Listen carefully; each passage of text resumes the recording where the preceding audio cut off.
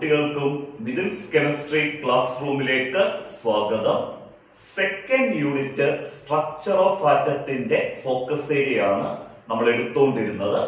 First class നമ്മൾ കഴിഞ്ഞ ദിവസം എടുത്തായിരുന്നു. ആദ്യത്തെ focus area Rutherford's nuclear model of atom. Rutherford's nuclear model of ആറ്റത്തിനകത്ത് രണ്ട് പാർട്ട് നമുക്ക് എടുക്കാനുണ്ടെന്ന് ഞാൻ കഴിഞ്ഞ ക്ലാസ്സിൽ തന്നെ പറഞ്ഞതാണ്. നമ്മൾ ആദ്യത്തെ പാർട്ട് നമ്മൾ കഴിഞ്ഞ ദിവസം ഡീറ്റെയിൽ ആയിട്ട് പ്രീവിയസ് ക്വസ്റ്റ്യൻസ് ഉൾപ്പെടെ നമ്മൾ കഴിഞ്ഞ ദിവസം ഡിസ്കസ് ചെയ്തായിരുന്നു. Rutherford's alpha particle scattering experiment. നമ്മളിത് രണ്ടാമത്തെ പാർട്ടാണ് എടുക്കുന്നത്. റൂദർഫോർഡ്സ് ന്യൂക്ലിയർ മോഡൽ ഓഫ് ആറ്റത്തിന്റെ റൂദർഫോർഡ്സ് ന്യൂക്ലിയർ മോഡൽ ഓഫ് ആറ്റത്തിനകത്തുനിന്ന് നമ്മൾ രണ്ടാമത് എടുക്കുന്ന സെക്ഷനാണ് features of Rutherford's nuclear model of atom. Rutherford's nuclear model of ആറ്റത്തിന്റെ ഫീച്ചേഴ്സ്. ക്ലാസ് തുടങ്ങുന്നതിന് മുമ്പ് ഒന്ന് രണ്ട് കാര്യങ്ങളൊന്ന് പറഞ്ഞോട്ട് നമ്മുടെ വീഡിയോസ് എല്ലാം മാക്സിമം നിങ്ങൾ ഫ്രണ്ട്സിലേക്ക് ഷെയർ ചെയ്യുക. അതേപോലെ തന്നെ അവരെ കൊണ്ടുകൂടെ സബ്സ്ക്രൈബ് ചെയ്യിപ്പിക്കുക. നമ്മുടെ ക്ലാസ്സുകൾ ആദ്യമായിട്ട് കാണുന്ന കുട്ടികൾ സബ്സ്ക്രൈബ് ചെയ്യാനും ബെല്ലൈക്കൺ ഇനേബിൾ ചെയ്യാനും മറക്കരുത്. കാരണം നമ്മൾ എല്ലാ ദിവസവും ക്ലാസ്സുകൾ ഇടുന്നുണ്ട്. നമ്മൾ എല്ലാ ദിവസവും കറക്റ്റ് 5 മണിക്ക് തന്നെയാണ് ക്ലാസ്സുകൾ വരുന്നത്. പിന്നെ സബ്സ്ക്രൈബ് ചെയ്യുകയും ബെല്ലൈക്കൺ ഇനേബിൾ ചെയ്യുകയും ചെയ്യുവാണെങ്കിൽ കറക്റ്റ് ആയിട്ട് നിങ്ങൾക്ക് നോട്ടിഫിക്കേഷൻ 5 മണിക്ക് തന്നെ കിട്ടും.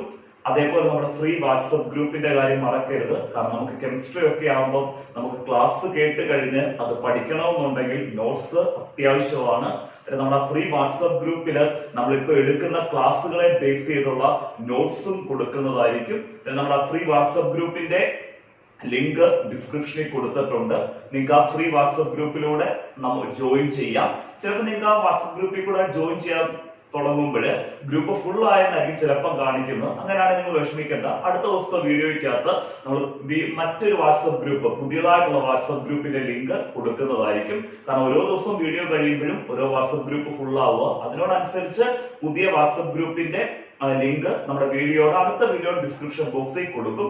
ഈ വീഡിയോ ഡിസ്ക്രിപ്ഷൻ ബോക്സിൽ ഞാൻ വാട്സപ്പ് ഗ്രൂപ്പിന്റെ ലിങ്ക് കൊടുത്തിട്ടുണ്ട്. ആ ലിങ്കിലൂടെ നമ്മുടെ വാട്സപ്പ് ഗ്രൂപ്പിലേക്ക് ജോയിൻ ചെയ്യാം. ഒരു കാര്യം മറക്കരുത്, നമ്മുടെ ക്ലാസ് മാക്സിമം ഷെയർ ചെയ്യുക. കേരളത്തിലുള്ള എല്ലാ പ്ലസ് കുട്ടികളിലേക്കും മാക്സിമം ഷെയർ ചെയ്യുക, സപ്പോർട്ട് ചെയ്യുക.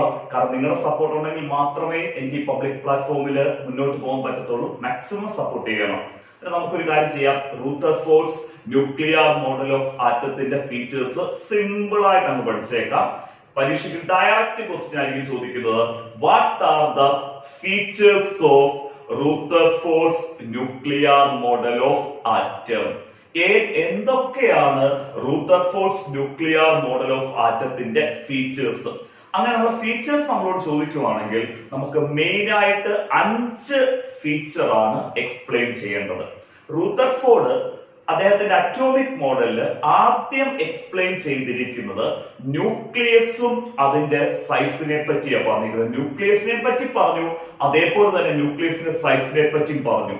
ന്യൂക്ലിയസിനെ പറ്റി അദ്ദേഹം പറഞ്ഞിരിക്കുന്നത് ഒരാറ്റത്തിന്റെ നല്ലൊരു ശതമാനം മാസും മുഴുവൻ പോസിറ്റീവ് ചാർജും, ഒരു ആറ്റത്തിന്റെ നല്ലൊരു ശതമാനം മാസും മുഴുവൻ പോസിറ്റീവ് ചാർജും ഉൾക്കൊള്ളുന്നത്, അതായത് കോൺസെൻട്രേറ്റ് ചെയ്യുന്നത് ആറ്റത്തിന്റെ സെന്ററിലുള്ള ഒരു സ്മോൾ റീജിയനിലാണ്. ആറ്റത്തിന്റെ സെന്ററിലുള്ള സ്മോൾ റീജിയനെയാണ് റൂദർഫോർഡ് ന്യൂക്ലിയസ് എന്ന് വിളിച്ചിരിക്കുന്നത്. ന്യൂക്ലിയസ് എന്താണെന്ന് മനസ്സിലായി? ഒരാറ്റത്തിന്റെ നല്ലൊരു ശതമാനം മാസും മുഴുവൻ പോസിറ്റീവ് ചാർജും ഉൾക്കൊള്ളുന്ന ആറ്റത്തിന്റെ സെന്ററിലുള്ള സ്മോൾ റീജിയനെയാണ് നമ്മൾ ന്യൂക്ലിയസ് എന്ന് വിളിക്കുന്നത്. ക്ലിയർ ആയല്ലോ?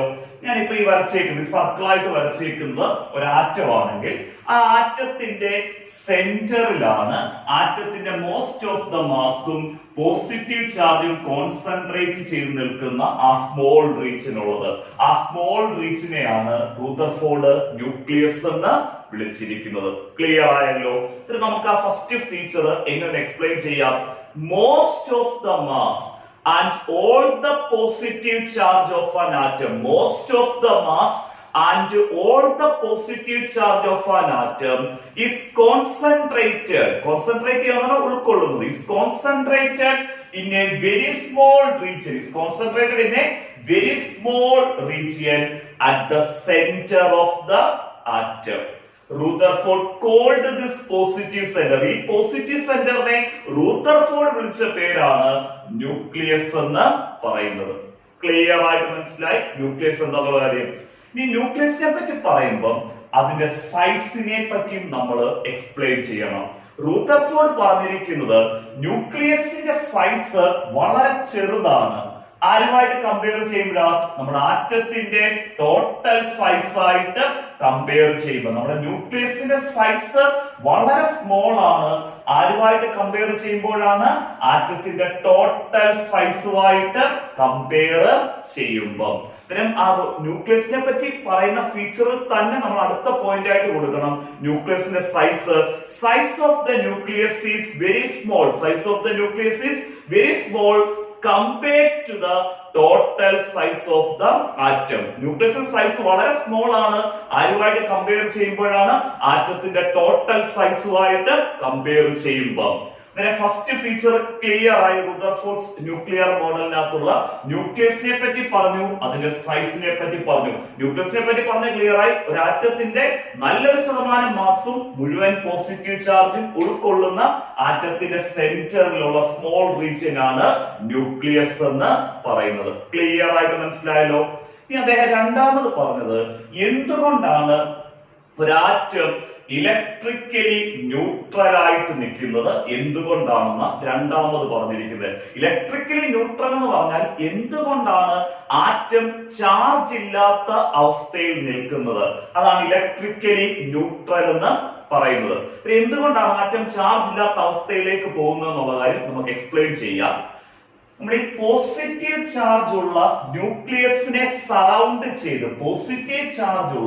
ന്യൂക്ലിയസിനെ സറൗണ്ട് ചെയ്ത് ആറ്റത്തിനകത്ത് നെഗറ്റീവ് ചാർജ് ഉള്ള ഇലക്ട്രോൺസ് ഉണ്ട്. ഞാനിവിടെ ഇലക്ട്രോൺസിനെയാണ് E- എന്ന് കൊടുത്തിരിക്കുന്നത്. പോസിറ്റീവ് ചാർജ് ഉള്ള ന്യൂക്ലിയസിനെ സറൗണ്ട് ചെയ്ത് നെഗറ്റീവ് ചാർജ് ഉള്ള ആരുണ്ട്? ഇലക്ട്രോണിനെയാണ് E- എന്ന് കൊടുത്തേക്കുന്നത്.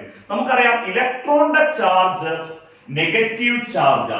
ആ ഇലക്ട്രോണിന്റെ നെഗറ്റീവ് ചാർജ് ആരെ അങ്ങ് ന്യൂട്രലൈസ് ചെയ്യുന്നു? ന്യൂക്ലിയസിന്റെ പോസിറ്റീവ് ചാർജിനെ അങ്ങ് ന്യൂട്രലൈസ് ചെയ്യുന്നു. അതല്ലെങ്കിൽ നമുക്ക് പറയാം ഇലക്ട്രോണിന്റെ നെഗറ്റീവ് ചാർജ് ആരെ ബാലൻസ് ചെയ്യുന്നു? ന്യൂക്ലിയസിന്റെ പോസിറ്റീവ് ചാർജിനെ ബാലൻസ് ചെയ്യുന്നു. ഒരു നെഗറ്റീവ് ചാർജ് പോസിറ്റീവ് ചാർജ് തമ്മിൽ ന്യൂട്രലൈസ് ചെയ്തു പോകും, അല്ലെങ്കിൽ അങ്ങ് ബാലൻസ് ചെയ്തു പോകും. അങ്ങനെ ന്യൂട്രലൈസ് ചെയ്ത് അല്ലെങ്കിൽ ബാലൻസ് ചെയ്തു പോവുകയാണെങ്കിൽ ആറ്റത്തിന് ചാർജ് ഇല്ലാത്ത അവസ്ഥയിലേക്ക് ആറ്റം മാറുന്നു. അങ്ങനെ ആറ്റം ഇലക്ട്രിക്കലി എന്തായിട്ട് മാറുന്നു? ന്യൂട്രൽ ആയിട്ട് മാറുന്നു. ഇലക്ട്രിക്കലി ന്യൂട്രൽ ആയിട്ട് മാറുന്നത് എന്തുകൊണ്ടാണെന്ന് മനസ്സിലായി. Nucleus is surrounded by negatively charged electrons which എന്ന് പറഞ്ഞാൽ ആ ഇലക്ട്രോണിന്റെ negative charge which balance the positive charge on the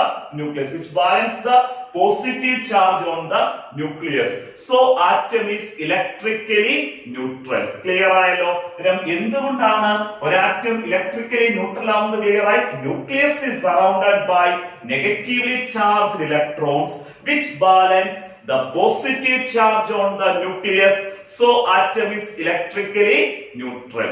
clear ആയിട്ട് മനസ്സിലായി. രണ്ട് ഫീച്ചർ. ആദ്യം ന്യൂക്ലിയസിനെ പറ്റി പറഞ്ഞു, ന്യൂക്ലിയസിന്റെ സൈസും പറഞ്ഞു. രണ്ടാമത് എന്തുകൊണ്ടാണ് ഒരാറ്റം ഇലക്ട്രിക്കലി ന്യൂട്രൽ ആവുന്നത് എന്നുള്ള കാര്യം പറഞ്ഞു. മൂന്നാമത് അദ്ദേഹം എക്സ്പ്ലെയിൻ ചെയ്ത അദ്ദേഹത്തിന്റെ അറ്റോമിക് മോഡലിൽ എക്സ്പ്ലെയിൻ ചെയ്തേക്കുന്ന ഫീച്ചറാണ് ഇലക്ട്രോണിന്റെ സ്റ്റേറ്റ്. ഇലക്ട്രോണിന്റെ സ്റ്റേറ്റ് എന്ന് പറഞ്ഞാൽ ഈ ന്യൂക്ലിയസിന് ചുറ്റിനും ഇലക്ട്രോൺ സ്റ്റേഷനറി ആയിട്ട് നിൽക്കുകയാണോ, അനങ്ങാതെ നിൽക്കുകയാണോ, അതോ ന്യൂക്ലിയസിന് ചുറ്റിനും ഇലക്ട്രോൺസ് റിവോൾവ് ചെയ്യുകയാണോ എന്നാണ് ഇലക്ട്രോണിന്റെ സ്റ്റേറ്റിനാണ് അദ്ദേഹം എക്സ്പ്ലെയിൻ ചെയ്തേക്കുന്നത്. ഇലക്ട്രോണിന്റെ സ്റ്റേറ്റിൽ അദ്ദേഹം പറഞ്ഞേക്കുന്നത് ന്യൂക്ലിയസിന് ചുറ്റിനും ഇലക്ട്രോൺസ് ഹൈ സ്പീഡില് സർക്കുലർ പാത്തിലൂടെ റിവോൾവ് ചെയ്യുന്നു. ന്യൂക്ലിയസിന് ചുറ്റിനും ഇലക്ട്രോൺസ് ഹൈ സ്പീഡില് സർക്കുലർ പാത്തിലൂടെ എന്ത് ചെയ്യുന്നു? റിവോൾവ് ചെയ്യുന്നു. അങ്ങനെ ഇലക്ട്രോൺ സ്റ്റേറ്റ് മനസ്സിലായി. ന്യൂക്ലിയസിന് ചുറ്റിലും ഇലക്ട്രോൺസ് വളരെ ഹൈ സ്പീഡില്, വെരി ഹൈ സ്പീഡില് സർക്കുലർ പാത്തിലൂടെ എന്ത് ചെയ്യുന്നു? റിവോൾവ് ചെയ്യുന്നു. നമുക്ക് ആ ഫീച്ചർ എങ്ങനെ പറയാം? Electrons are revolving around the nucleus. Electrons are revolving around the nucleus at very high speed in circular path. Electrons are revolving around the nucleus at very high speed in circular path. Parakelle, electrons are revolving around the nucleus at very high speed in circular path. Clear ആയിട്ട് മനസ്സിലായല്ലോ. ഈ feature നിങ്ങൾ പഠിച്ചു വെക്കുമ്പോൾ ഞാൻ ഈ ബോർഡിൽ എഴുതിയേക്കുന്നത് പോലെ തന്നെ നമ്മുടെ മനസ്സിൽ വരണം. ഇത് എല്ലാ കുട്ടികൾക്കും പറ്റുന്നതാ. ഇതിന്റെ ഈ 5 എണ്ണം അങ്ങ് കാണാതെ പഠിക്കുമായിരുന്നു. പക്ഷെ പരീക്ഷയ്ക്ക് വരുമ്പോഴത്തേക്ക് നമുക്ക് ഒരെണ്ണം കഴിഞ്ഞ് അടുത്തതിന് ഒരു കണ്ടിന്യൂഷൻ കിട്ടത്തില്ല. കാരണം ഒരു ഫീച്ചർ കഴിഞ്ഞ് അടുത്ത ഏതാ എഴുതേണ്ടത് എന്നുള്ള കാര്യം നമ്മുടെ മനസ്സിൽ നിന്ന് അങ്ങ് പോകും. അങ്ങനെ നിങ്ങൾ ചെയ്യേണ്ടത് ആദ്യം നമ്മുടെ മനസ്സിലോട്ട് ഇത് തന്നെ കൊണ്ടുവരിക. ആദ്യം റൂദർഫോർഡ്സ് മോഡൽ അദ്ദേഹം പറഞ്ഞത് ന്യൂക്ലിയസും അതിന്റെ സൈസിനെ പറ്റി പറഞ്ഞു. ക്ലിയർ ആയി. രണ്ടാമത് പറഞ്ഞത് എന്തുകൊണ്ട് ആറ്റം ഇലക്ട്രിക്കലി ന്യൂട്രൽ ആണെന്ന് പറഞ്ഞു. എന്ത് റീസൺ കൊണ്ടാണ് ആറ്റം ഇലക്ട്രിക്കലി ന്യൂട്രൽ ആവുന്നതെന്ന് പറഞ്ഞു. മൂന്നാമത് ഇലക്ട്രോണിന്റെ സ്റ്റേറ്റിനെ പറ്റി അദ്ദേഹം എക്സ്പ്ലെയിൻ ചെയ്തു. അതായത് ആദ്യം ന്യൂക്ലിയസും അതിന്റെ സൈസിനെ പറ്റി പറഞ്ഞു. രണ്ടാമത് ഇലക്ട്രിക്കലി ന്യൂട്രൽ ആവാനുള്ള റീസൺ പറഞ്ഞു. പിന്നെ ഇലക്ട്രോണിന്റെ സ്റ്റേറ്റിനെ പറ്റി പറഞ്ഞു. നാലാമത് അദ്ദേഹത്തിന്റെ മോഡലിൽ എക്സ്പ്ലെയിൻ ചെയ്തിരിക്കുന്നതാണ് ഫോഴ്സ് ഓഫ് അട്രാക്ഷൻ. ഈ ഫോഴ്സ് ഓഫ് അട്രാക്ഷൻ ആര് തമ്മിലുള്ള ഫോഴ്സ് ഓഫ് അട്രാക്ഷൻ ആണ് എക്സ്പ്ലെയിൻ ചെയ്തേക്കുന്നത്? ന്യൂക്ലിയസും ഇലക്ട്രോണും തമ്മിലുള്ള ഫോഴ്സ് ഓഫ് അട്രാക്ഷൻ ആണ് അദ്ദേഹം നാലാമതായിട്ട് അദ്ദേഹത്തിന്റെ ഫീച്ചറിൽ എക്സ്പ്ലെയിൻ ചെയ്തേക്കുന്നത്. നമുക്കൊരു ആറ്റം എടുത്താൽ ആ ആറ്റത്തിനകത്ത് പോസിറ്റീവ് ചാർജ് ഉള്ള ന്യൂക്ലിയസും ഉണ്ട്, നെഗറ്റീവ് ചാർജ് ഉള്ള ഇലക്ട്രോൺസും ഉണ്ട്. ഒരു ആറ്റത്തിനകത്ത് ന്യൂക്ലിയസും ഇലക്ട്രോൺസും ഒരുമിച്ച് നിൽക്കണമെന്നുണ്ടെങ്കിൽ 100% ആ ന്യൂക്ലിയസിനും ഇലക്ട്രോൺസിനും ഇടയിൽ ഒരു ഫോഴ്സ് ഓഫ് അട്രാക്ഷൻ ഉണ്ടായിരിക്കണം. ആ ഫോഴ്സ് ഓഫ് അട്രാക്ഷനെ പറ്റിയാണ് അദ്ദേഹം നാലാമത്തെ ഫീച്ചറിൽ പറയുന്നത്.